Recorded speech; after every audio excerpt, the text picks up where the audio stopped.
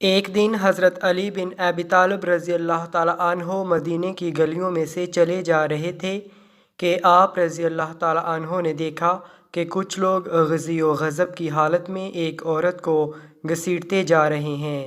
وہ عورت خوف کے مارے کانپ رہی ہے۔ حضرت علی رضی اللہ تعالیٰ عنہ نے پکار کر کہا، تم اس عورت کو کیوں گھسیٹ رہے ہو؟ لوگوں نے بتایا کہ اس عورت نے بدکاری کی ہے، اسی لیے امیر المومنین عمر بن خطاب رضی اللہ تعالیٰ عنہ نے اس عورت کو سنگسار کرنے کا حکم دیا ہے۔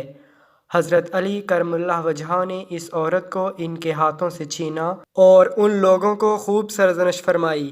چنانچہ وہ لوگ عمر رضی اللہ تعالیٰ عنہ کے پاس گئے اور حضرت علی بن ابی طالب کرم اللہ وجہہ کے بارے میں بتایا کہ انہوں نے ان کے ساتھ ایسا سلوک کیا ہے۔ حضرت عمر بن خطاب رضی اللہ تعالیٰ عنہ فرمانے لگے، حضرت علی رضی اللہ تعالیٰ عنہ نے ضرور کسی بات کے معلوم ہونے پر ایسا کیا ہوگا، جاؤ ان کو میرے پاس بھیجو۔ حضرت علی رضی اللہ تعالیٰ عنہ غصے کی حالت میں آئے۔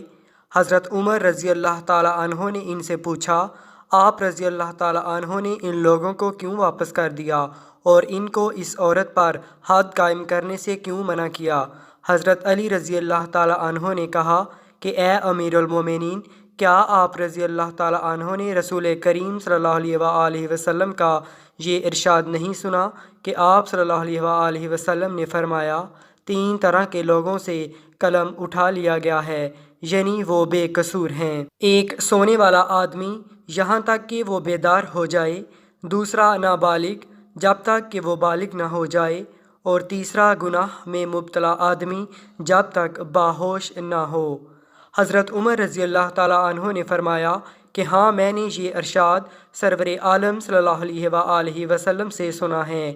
حضرت علی رضی اللہ تعالیٰ عنہ نے تبسم فرمایا اور کہا کہ اے امیر المومنین، اس عورت کو بھی دیوانہ پن کا دورہ پڑتا ہے۔ ہو سکتا ہے کہ وہ آدمی اس کے پاس اس حالت میں آیا ہو کہ اسے دیوانہ پن کا دورہ پڑا ہو۔ یہ سن کر حضرت عمر بن خطاب رضی اللہ تعالیٰ عنہ نے اس عورت کو رہا کر دیا۔